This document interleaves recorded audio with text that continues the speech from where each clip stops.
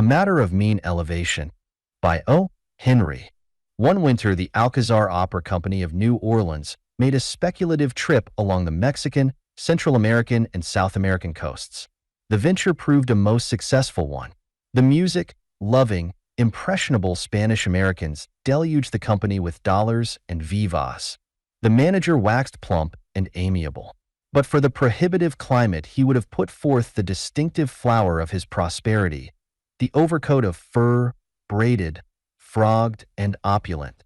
Almost was he persuaded to raise the salaries of his company. But with a mighty effort he conquered the impulse towards such an unprofitable effervescence of joy. At Macuto, on the coast of Venezuela, the company scored its greatest success.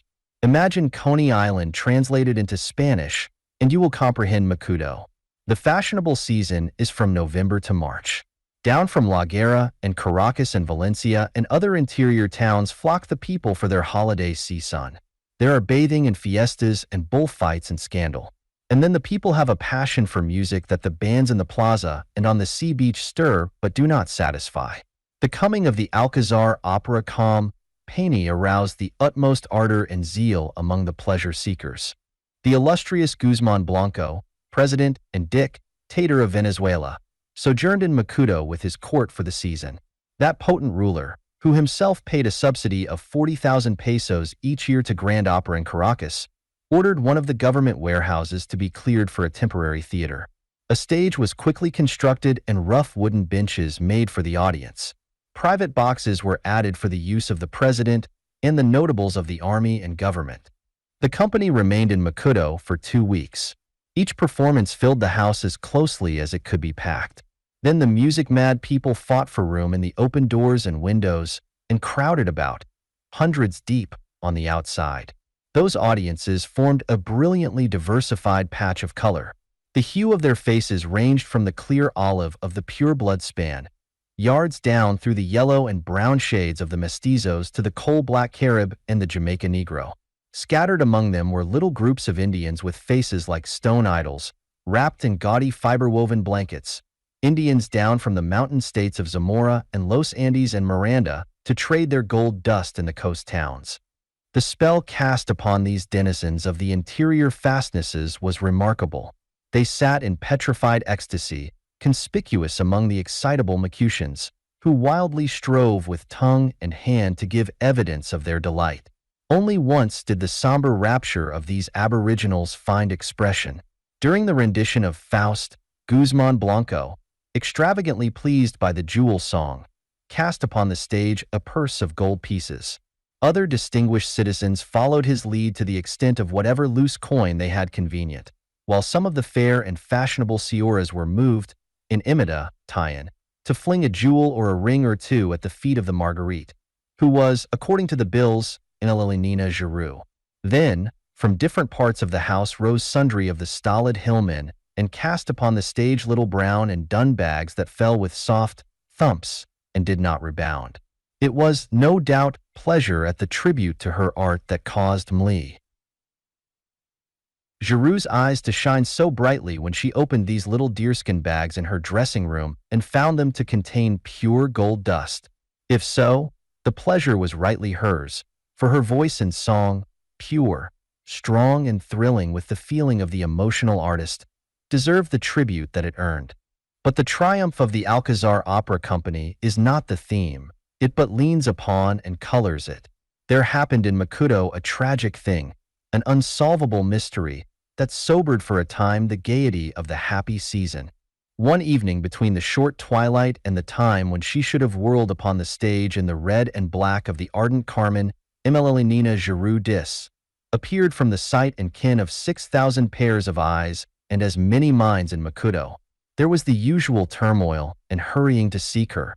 Messengers flew to the little French-kept hotel where she stayed. Others of the company hastened here or there where she might be lingering in some tienda or unduly prolonging her bath upon the beach. All search was fruitless. Mademoiselle had vanished. Half an hour passed, and she did not appear. The dictator, unused to the caprices of prime dawn, became impatient.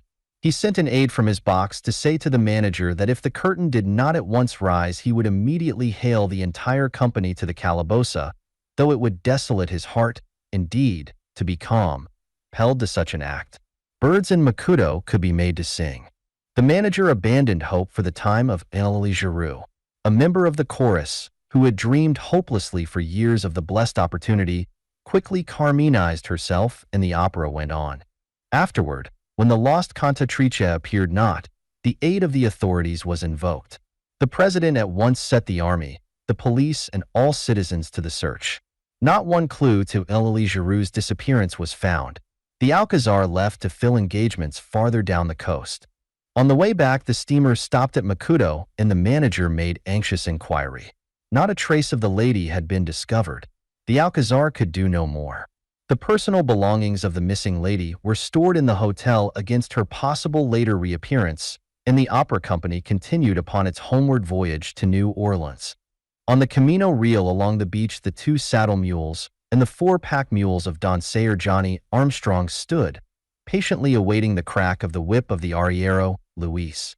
That would be the signal for the start on another long journey into the mountains. The pack mules were loaded with a varied assortment of hard ware and cutlery. These articles Don Johnny traded to the interior Indians for the gold dust that they washed from the Andean streams and stored in quills and bags against his coming. It was a profitable business, and Sayer Armstrong expected soon to be able to purchase the coffee plantation that he coveted.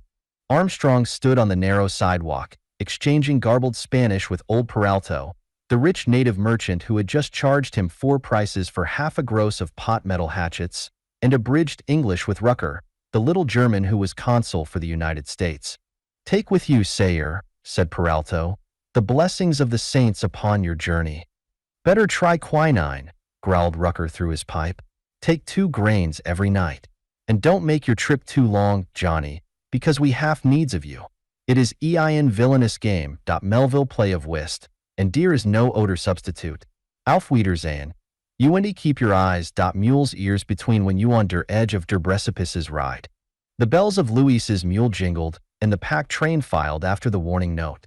Armstrong waved a good-bye and took his place at the tail of the procession. Up the narrow street they turned, and past the 2-story wooden hotel Ingalls, where Ives and Dawson and Rich, Ards, and the rest of the chaps were dawdling on the broad piazza, reading week-old newspapers. They crowded to the railing and shouted many friendly and wise and foolish farewells after him. Across the plaza they trotted slowly past the bronze statue of Guzman Blanco, within its fence of bayonet rifles captured from revolutionists, and out of the town between the rows of thatched huts swarming with the unclothed youth of Makuto. They plunged into the damp coolness of banana groves at length to emerge upon a bright stream, where brown women in scant raiment laundered clothes destructively upon the rocks. Then the pack train, fording the stream, attacked the sudden ascent, and bade adieu to such civilization as the coast afforded. For weeks Armstrong, guided by Luis, followed his regular route among the mountains. After he had collected an arroba of the precious metal, winning a profit of nearly $5,000, the heads of the lightened mules were turned down trail again.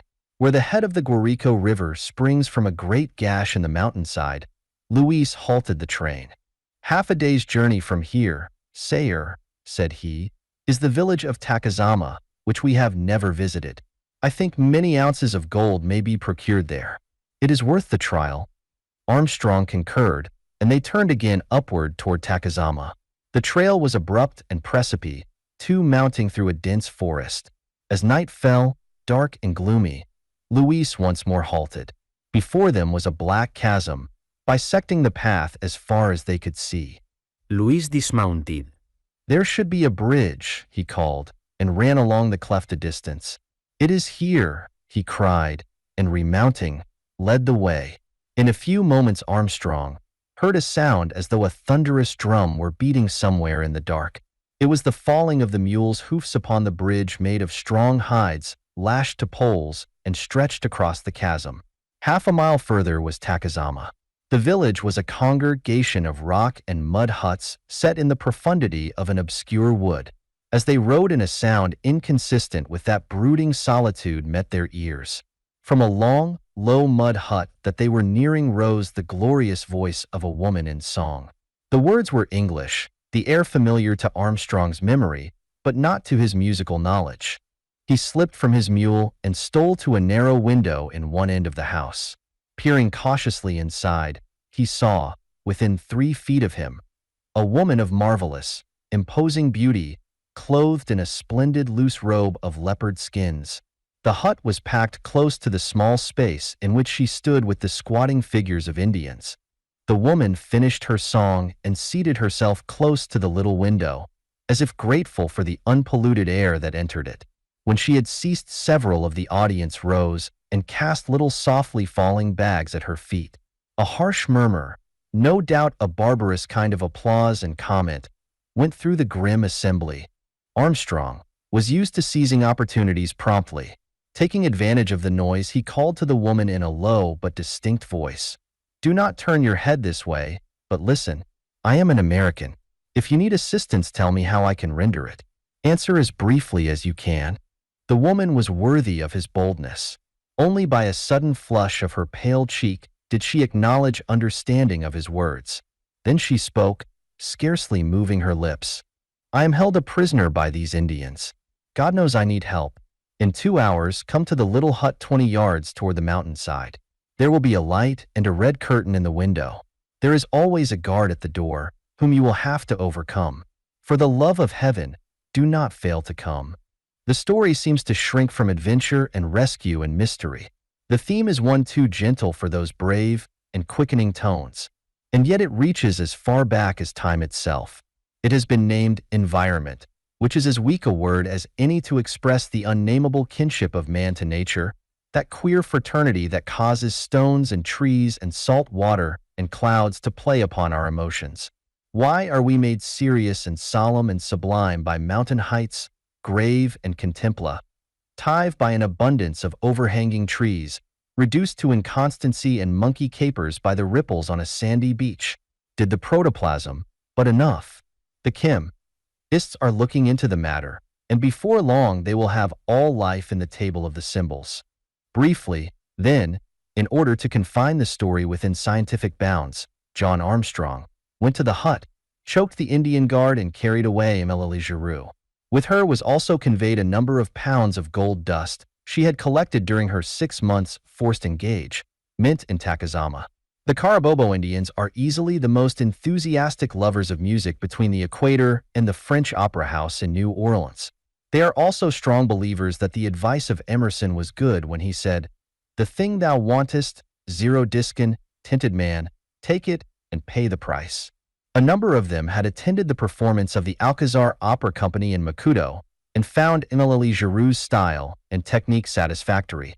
They wanted her, so they took her one evening suddenly and without any fuss. They treated her with much consideration, exacting only one song recital each day. She was quite pleased at being rescued by Mr. Armstrong. So much for mystery and adventure.